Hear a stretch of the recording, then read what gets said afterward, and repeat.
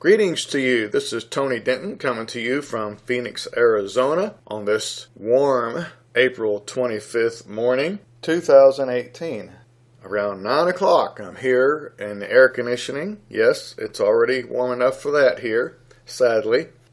But I'm here to share with you a re-lesson, which means it's one that I had on the website in PDF form and also on YouTube in audio form like this one for a while, but I've redone it. There's been some studying I've done recently that has made me, I knew I was going to have to do this anyway, but some recent studying has really pushed me to go ahead and get it done. So we're going to talk about Satan in the Old Testament, or as is entitled on my website, the PDF is The Biblical Satan, Part 1, The Hebrew Scriptures. I've redone some thoughts on this, so if you have heard this or read it, it will be a little different than before. So, according to current dictionaries, Satan is defined as a singular spiritual being, the foe of both God and man. But how accurate is this definition? Let's do some digging, starting at the beginning. The Hebrew term for Satan is based on the letters Shin, Teth, Nun, and the Hebrew. And it's believed to be pronounced as Satan, S-A-W-T-A-W-N. With the definite article before it, one would add the letter Hei, H-E-I, at the end. Remember, Hebrew reads from right to left. Yes, a little odd to us English-speaking people. So it would be Hei Sultan, or just Sultan without the definite article. Now, according to Hebrew lexicographers like James Strong, and this is his number 7854 if you go by the numbers of the Hebrew words, it refers to an opponent or enemy. According to Wilson, it refers to an adversary. According to Gesenius, it refers to an adversary as in war, an enemy. And according to Girdlestone, it refers to an adversary or plotter, one who devises means for opposing another. Here are some related terms. The Hebrew verb sultan means to lay snares, follow hostilely, persecute, oppose. The verb sultan means to accuse or attack, to be an adversary. The noun sitnal refers to opposition or accusation. I also found it very interesting that the translators of the Septuagint, the Greek version of the Old Testament from which Jesus and his disciples most often quoted, chose 89% of the time, mind you, to not translate the Hebrew sultan for the Greek term one would expect, that is, sultanos. In other words, although in the Greek we have sultanos as the equivalent for the Hebrew sultan, both referring to an adversary, 24 of the 27 times in the Hebrew Scriptures, the translators rather chose to employ the term diabolos, referring to an accuser of another, or epibulos, referring to someone who schemes against another in order to accuse him. So that's interesting, because instead of using satanas to translate sultan, they chose most of the time epibulos or diabolos. Or diabolos. The only three verses that actually retain the Greek satanas for the Hebrew sultan are found in one paragraph. 1 Kings 11, 14, 23, and 25. 1 Kings chapter 11, verses 14, 23, and 25. And all of these are about the same single subject of literal human enemies in war against Solomon, indicating to me that these two terms were understood by ancient Hebrews to be definite synonyms of diabolos and or epibulos. They were that interchangeable. Now, why they didn't use one of those two terms in 1 Kings, I'm not 100% sure, of course, but instead of choosing one of those two words, diabolos or epibulos, they chose satanas in that particular place. To understand sultan or satanas, to understand one of those would be essentially to understand the other. If you understand diabolos or epibulos, it's to understand satanas and sultan, and vice versa.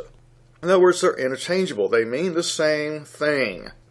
And we'll get to the Greek terms more when we do finally get around to the New Testament study, or the Biblical Satan Part 2, the Greek Scriptures. So, the Hebrew term Sultan involves two primary characteristics of a being. Number one, accuser, one who attacks by word. And number two, an adversary, one who attacks by word and or physically. And these two types would of course include those who follow others around with hostile motives and persecute them, sort of like the Jews who kept following Paul all over the place and persecuting him.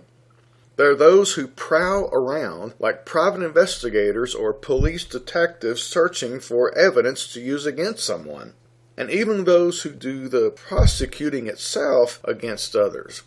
So it's a very generic term, can be applied to practically anyone who's either trying to find evidence against somebody, or is using evidence to accuse somebody, or is using that evidence to prosecute somebody. You know, it's just a very generic term, and somebody's enemy in one form or another. So we might say that we have here enemy adversary, prowler plotter, and accuser prosecutor. All of that falls under the realm of Sultan or Satanas, which would be the Greek of Sultan. The Hebrew term Sultan is found 27 times in the Hebrew Scriptures, and by that I mean in the Tanakh, or the Old Testament. It's found in Numbers 22:22 and 32, 1 Samuel 29:4, 2 Samuel 19:22, 1 Kings 5:4, 1 Kings 11:14, and verses 23 and 25, 1 Chronicles 21:1, Job 1, verses 6 and 7, 8, 9, and 12, and chapter 2 of Job, verses 1, 2, 3, 4, 6, and 7, Psalm 109, verse 6, and Zechariah 3, verses 1 and 2. Now you'll find it multiple times in some of those verses. That's why there's not 27 verses I listed. Except for in the cases of Job and Zechariah, none of them have the definite article before them. In other words, in those two cases, that is Job and Zechariah, the Hebrew reads the Sultan, but not in any of the other cases.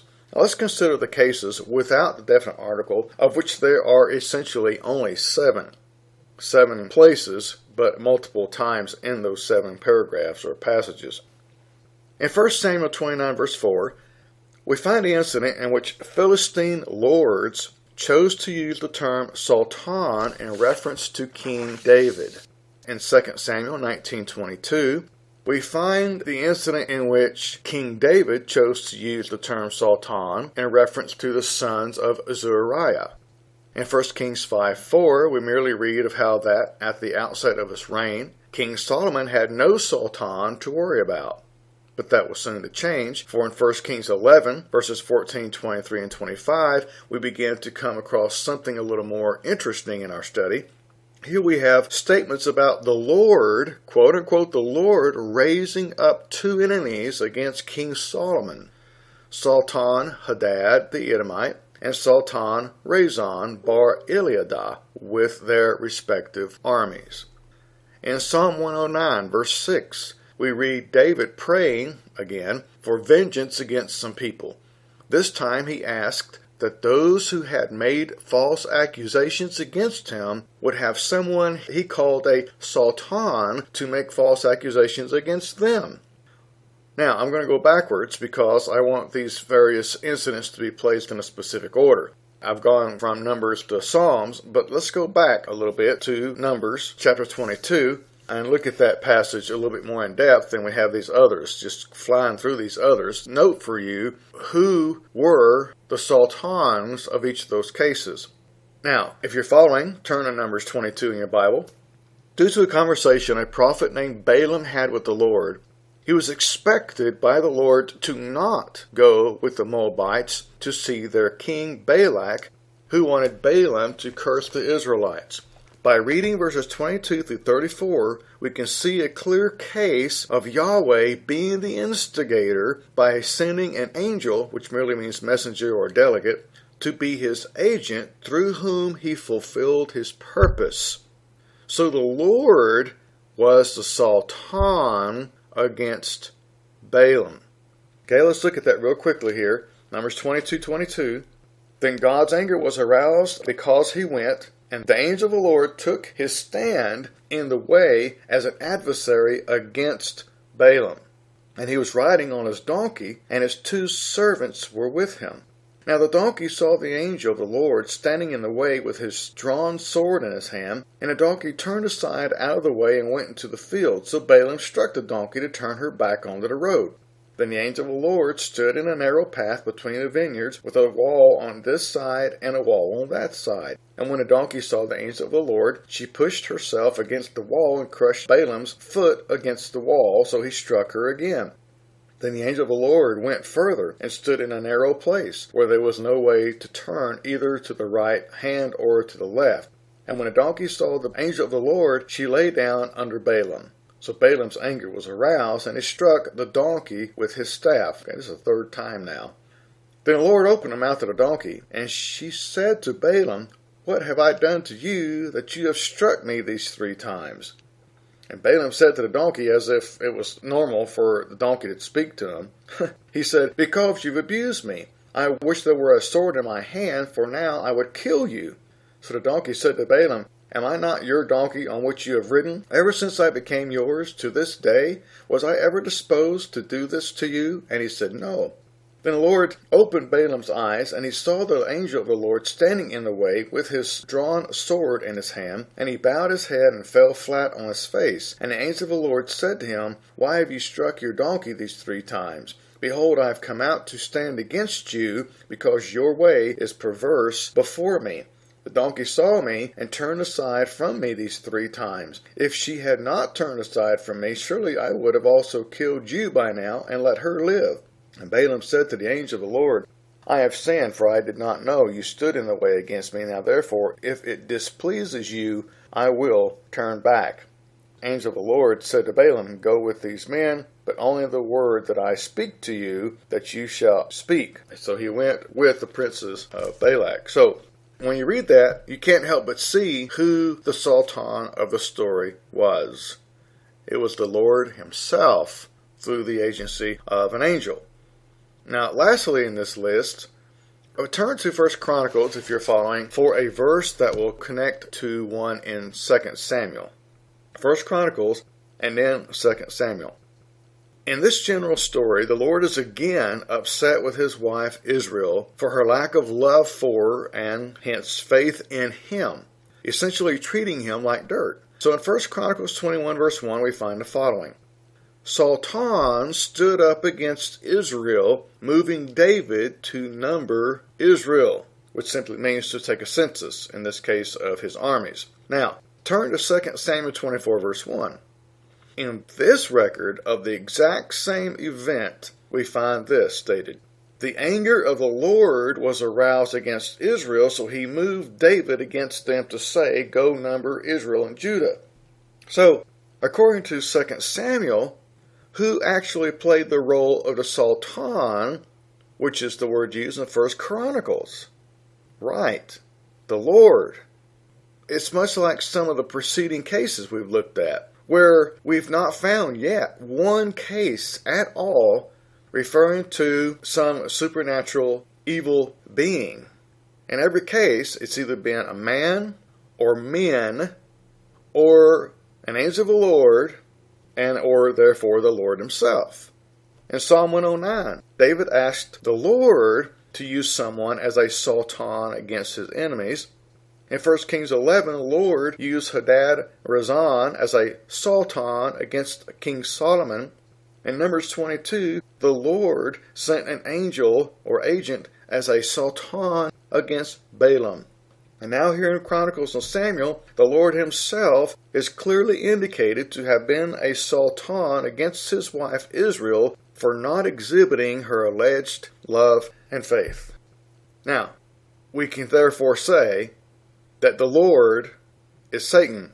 Now that sounds pretty horrible to us because of the way we were raised. But there are times, clearly in the Old Covenant Scriptures and the Hebrew Scriptures, where the Lord is Satan, where he played the role of a Satan, that is, an enemy, an adversary, like in Numbers 22, where he stood in the way, stood against Balaam. Now, before we move to Sultan passages with the definite article, let me say a couple things here. Firstly, relative to the definite article, or lack thereof, scholars are at odds because some say that if the definite article is present, then it's a reference to the specific enemy of God and man called the devil, while without the definite article, it's merely a reference to any given enemy in general. But others say that with the definite article, it's referring to a specific enemy in a given context, while without the definite article, it's referring to the name of the devil they say is Satan. So you can't go to scholars in general and know what in the world to think, because they're at total odds with one another. If you are looking at my PDF while listening to this, or not, if you aren't, go back and find it, and read that paragraph 2 or 3 times. You'll see these guys have no idea where to go with this. So it's a no-win situation when it comes to studying these guys. Secondly, here's my current thinking. From my studies right now, it seems to me that just because the cases we considered so far don't have the definite article doesn't really mean anything in contradistinction to the passages which do include it, as some would make a big deal out of. So think about this.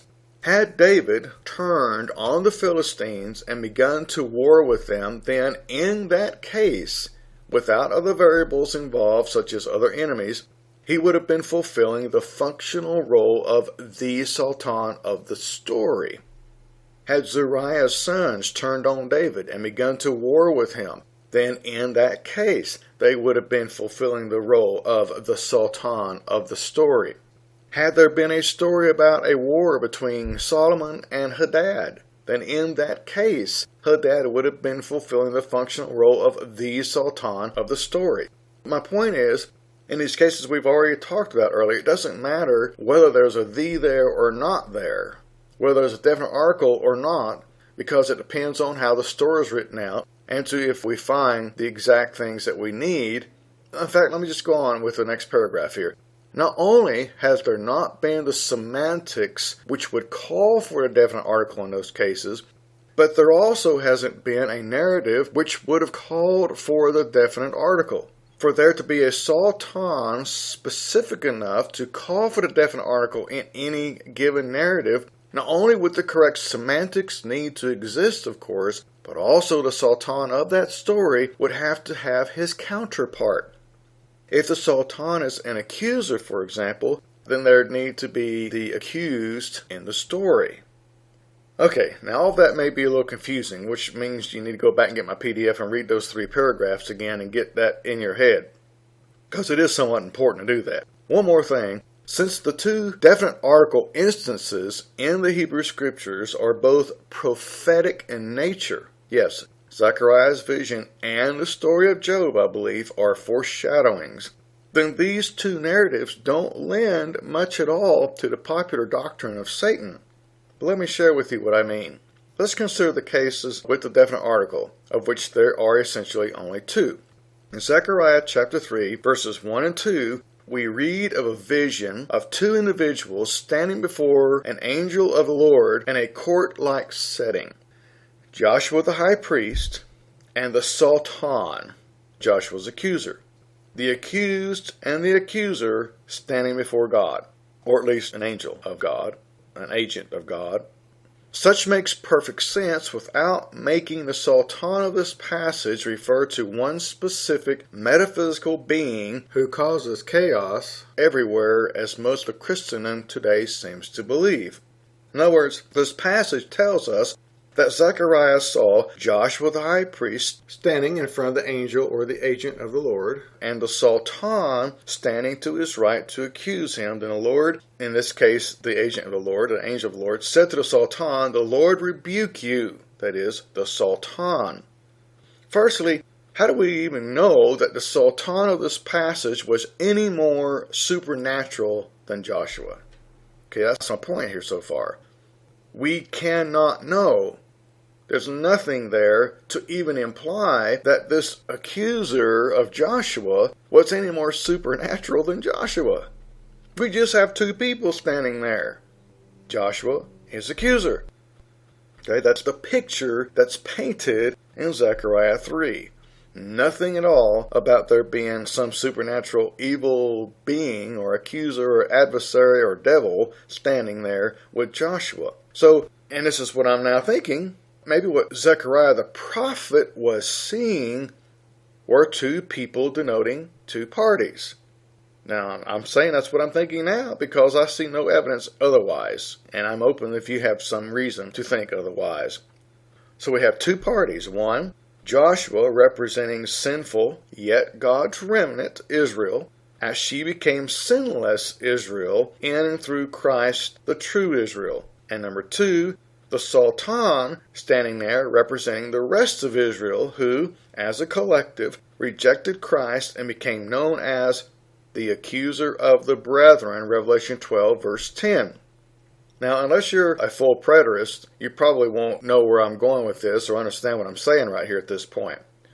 But you'll see more about it in just a second here. What I'm saying is this. Zechariah 3 was meant to picture something future. Okay? It's like a type-antitype type situation, a foreshadowing of something.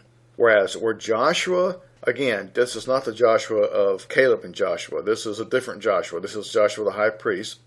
Now this Joshua, again, let me say it one more time, represents the remnant of Israel. Yes, they were sinful, but they would become sinless in Christ later. And then we have the Sultan, who represents the rest of Israel who rejected Christ and who became the accuser of the brethren. So you have the majority of the Jews who rejected Jesus accusing to God those who have left Moses for Christ because they didn't believe in Jesus being the Christ, okay? So get that picture in your head, just for the sake of argument at least. Think about this.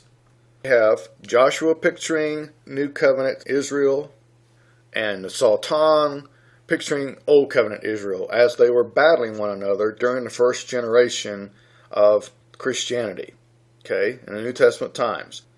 But see, until all things were said and done, that old rejecting Israel would not admit that Christians were, as Zechariah 3 verses 3 through 5 go on to demonstrate, the cleansed and accepted ones of God. And check out Romans 8, 30 through 39 about that, as well as Daniel 7, 22. See, the whole New Testament, when you read the New Testament scriptures, when you read the Greek scriptures from Matthew to Revelation, keep in mind one theme. It was during the time when there was a battle between who exactly were God's people. Old Covenant Israel or now these New Covenant people. That's the battle.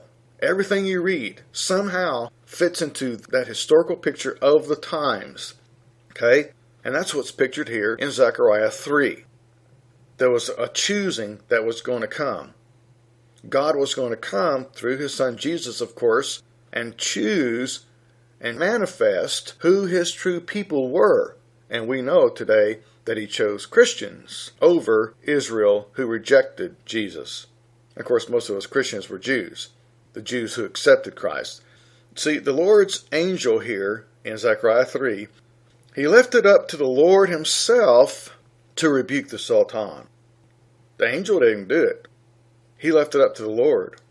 Now, does this little story here in Zechariah 3 sound like another? Listen to Jude verse 9. The archangel Michael, in contending with the diabolos, that's the Greek word, it's like Sultan over in Zechariah 3. Okay? Picture Zechariah 3 now as you read Jude verse 9.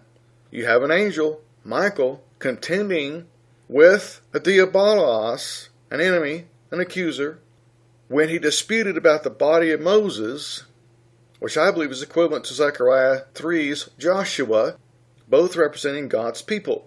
Okay, you have Moses and Jude, the body of Moses, and you have Joshua, the high priest of Moses' people, in Zechariah 3. And Jude goes on to say, verse 9, that angel, Michael, dared not bring an accusation against the diabolos, or the Sultan of Zechariah 3, a reviling accusation, but said, the Lord rebuke you. Now, how someone cannot see that Jude 9, and maybe in verse 23, isn't a parallel to Zechariah 3, 1 through 5, I just have no idea how you cannot see that. It's very important. So you have Michael, the angel, You have God's people, the Old Covenant Israel, body of Moses, and of course in New Testament times, you have those who were accepting Jesus as opposed to those who were not. I'm just going on too long here, longer than I want to go. So you can think about all that some. Just mull it around in your mind and think about how this all fits together. So I need to move on here. There's nothing here to support the belief and teaching of some supernatural evil being who's the, singular, accuser of mankind before his creator. That's not what it's about. In fact, we learn in 2 Peter chapter 2, verse 11, that a plural number of beings, or angels if you will, were said to have the ability to accuse people before God. They just didn't do it. Okay?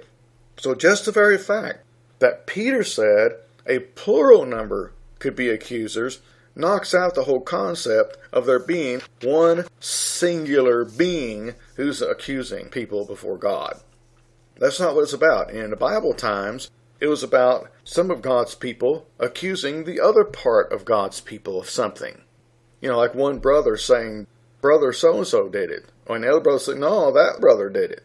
You know, we had that case here recently with our two grandkids. Each one blaming the other for something, and we know one of them did it. There was nobody else who could have done it. And neither one of them wanted to take responsibility.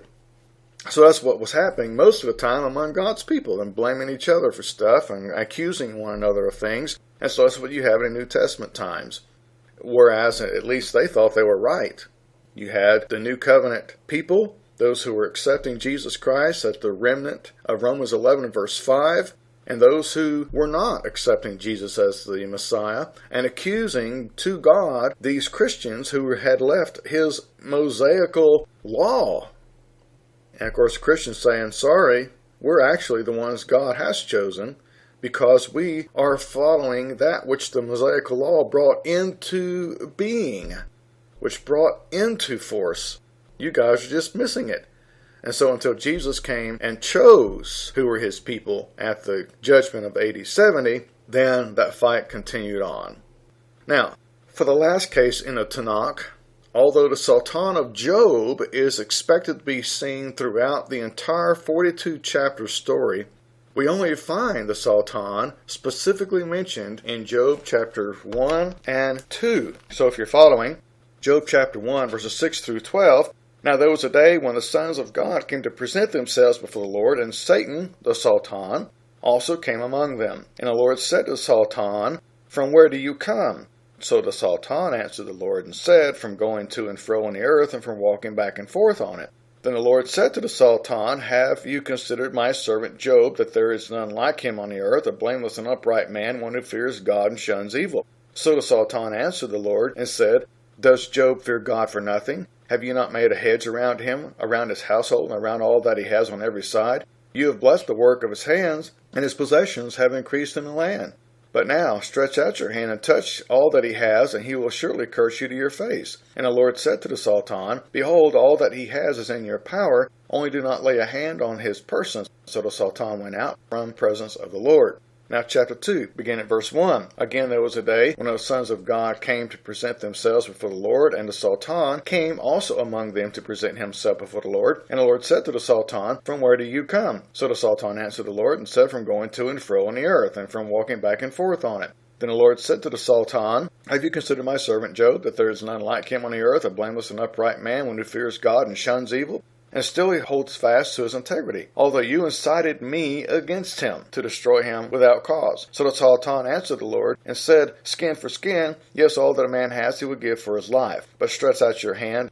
This is Satan telling God, stretch out your hand now and touch his bone and his flesh, and he will surely curse you to your face. And the Lord said to the Sultan, behold, he is in your hand, but spare his life. So the Sultan went out from the presence of the Lord and struck Job with painful boils from the sole of his foot to the crown of his head, etc. So you see it as I read that. It's the Sultan all through this because of the very specific accuser in this case. Now, firstly, as we stated earlier, I believe Job, like Zechariah, was prophetic in nature. And you're probably saying, how is that? Well, that would take up an entire talk all of its own, which I do want to put together one day. But in short, I now believe Job is a story picturing the history of Israel from her beginning to her glorious end. And so, as a living parable, What happened in Job's life represented what had and would happen in the life of Israel. Thus, the Sultan represented the prowler, accuser, and enemy of God's people, at least the remnant of his people. Often, or even most of the time, being found within her own ranks, as we already talked about. Oh, and as with anything relative to God's work in all of this, he used the enemies to suit his purposes, which is why Job could constantly attribute to God what was happening to him. Look at chapter 2, verse 10, and chapter 42, verse 11, just for two instances of this case, where Job lays it at God's feet what's happening to him. So that we have God, in a sense, being the Sultan again. And secondly, unless this is truly the only exception in all of Scripture, I no longer believe the Sultan in Job was some unearthly being either. Rather, as with the only other case, and only other similar case at that, found in Zechariah 3, where there's nothing to even imply that the Sultan was an unearthly being there, the picture provided in Job is merely of someone, a fault finder, of God's children among a gathering of God's children. Concerning this Sultan, consider the following. God had referred to this fault finder as someone who had been roaming to and fro in the earth, Job 1:7, as well as chapter 2 and verse 2. Does that remind you of another statement somewhere? In 1 Peter 5 verse 8, before the accuser was cast out of God's presence, according to Revelation 12 verse 10, Peter warned his Israelite Christian audience to be sober and vigilant because their adversary, and that's from a court term, Antidikos, the Diabolos, that is the accuser, was roaming about like a roaring lion seeking who all he might devour. Now see, just like we had Jude 9 for Zechariah 3, we have 1 Peter 5:8 for Job 1 and 7 and Job 2 and 2. Again, how somebody couldn't see that somehow, I don't know. So who was the Antidikos Diabolos of 1 Peter 5:8? Or who was this adversary accuser? Well, is it merely coincidence that Zephaniah 3 verse 3 not only prophesied that the leaders of Israel would be wolves, but also roaring lions? Hardly. Again, it would be so difficult for me to see how somebody could not make the connection with the Jewish Hebrew Peter taking the minds of his Hebrew audience in 1 Peter back to Zephaniah 3 when he used the phrase roaring lion. So you have Peter referring not to some supernatural evil being, but back to the leaders of Israel who God, through Zephaniah, called the roaring lions. So put that into Job's picture. Who's against God's people? Who did God himself in various places blame for the troubles of his people? That's right, the leaders of Israel. They were the wolves and the roaring lions. Just like with our country has been in so many years in the past, with terrible leaders who are out for nothing but for themselves. Anyway, I'm going to get off too far if I go into that kind of stuff. See, as is the case so often, we once again have here the idea of a collective singular being expressed for a corporate group. And what I'm saying is, 1 Peter 5:8, even though it's singular, is referring to the same thing as Zephaniah 3 and 3, even though it's singular in Peter and plural in Zephaniah, because we have a corporate deal with Peter, including all the individuals of that corporate body, being the leaders of Israel, from Zephaniah 3 and verse 3. Same thing you have with Antichrist and Antichrists, plural. The Antichrist was the word used for the whole corporate or collective body of the Antichrists. And the Antichrists were those who did not believe Jesus was the Christ. And who were they? The Jews who rejected Jesus as the Christ, especially the leaders of Israel, who even had him crucified. That's the thing. I'm getting too much into information on the New Testament right now when it comes to Satan. Kind of giving away a bunch of stuff. But the Satan of the New Testament, generally, almost in every case, was referring to the Jewish leaders. They were the house of Satan in Revelation 3:10 and 2:10 and so on. But again, we'll have to wait till another time to get more into depth into all of that. So Israel's leaders, the high priests, the Sanhedrin, and so on, were lions plural, but they as a group were a lion singular. Kind of like 2 Timothy 4 verse 17, when Paul said he'd been delivered out of the mouth of the lion. Also check out Acts 22 and verse 30, Acts 23 and verse 12, where Paul was being accused by the leaders of Israel for his Christianity. However, remember, Job's life story in this book is like Hosea's life story in his book, a living parable, which is why Job didn't say that some supernatural evil being did all those sad things to him, or that leaders of Israel did all those sad things to him, but realizing he was being used by God as a living parable, laid the source of his afflictions at the feet of God. Job 1, 21 and 22, Job 2 and verse 3, Job 42, verse 11, and so on. In chapter 2, verse 3, God said to this Sultan that he influenced God to move against Job. Now think about that. God said in the book of Job that the Sultan influenced or moved God against Job. So if this is some supernatural evil being instead of a representative of the corporate people of the leaders of Israel or something like that, then it begs the question, who's actually in charge? This supernatural evil being who pushed God into doing something? Or is God the one in charge? Well, in summary, I believe all the narratives about the Sultan, without the definite article, are to be taken at face value as referring primarily to the Lord himself, even if what he desired to accomplish was through the agency of some chosen delegate. And I believe the narratives about Sultan with the definite article were meant to be prophetic pictures of what had happened, was happening, and or what would happen in the course of God's strategy of man's conciliation to him. See, with all this Old Testament information before us that we've just looked at, we really shouldn't be as dismissive of the Hebrew Scriptures as we've been influenced to be in our modern Christian world. For, as Paul conveyed in Romans 15:4, these things were written to learn from. You know, we've heard the motto that the Old Covenant is the New Covenant concealed, while the New Covenant is the Old Covenant revealed. But, since the New Covenant is founded in and upon the Old, then, especially since we've been influenced to be so dismissive of the Old Covenant, I've become convinced that the adage should be switched. For us today, the New Covenant has become the Old Covenant concealed, while the Old Covenant is, if we study it, the New Covenant revealed. We just don't study the Old Covenant enough to understand the New. Or we don't go back to the Old Covenant when the New Covenant refers to the Old Covenant in order to help us to understand what's being said in the New Covenant. The New Testament Scriptures is a very, very small part of the entirety of the Bible. You know that. It's like, what, a fourth of the Bible, the New Testament? Why? Because everything that was alluded to in the New Testament can be found in the Old. So we didn't have to write it all over again. Just go back and figure out what he's talking about. If somebody makes an allusion to something in the Old Testament Scriptures, go back to the Old Testament and figure out what the context is of that allusion. It's very, very important to do that. This subject right here is one of those cases. What's the Satan of the Old Testament? A mere enemy.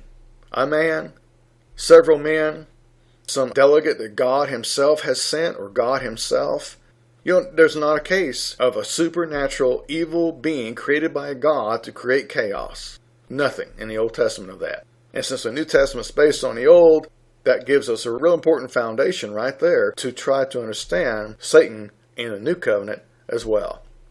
Thank you for listening, and please do go back and get the PDF and read through it, because it will help you understand a lot better if you haven't done that as you were listening.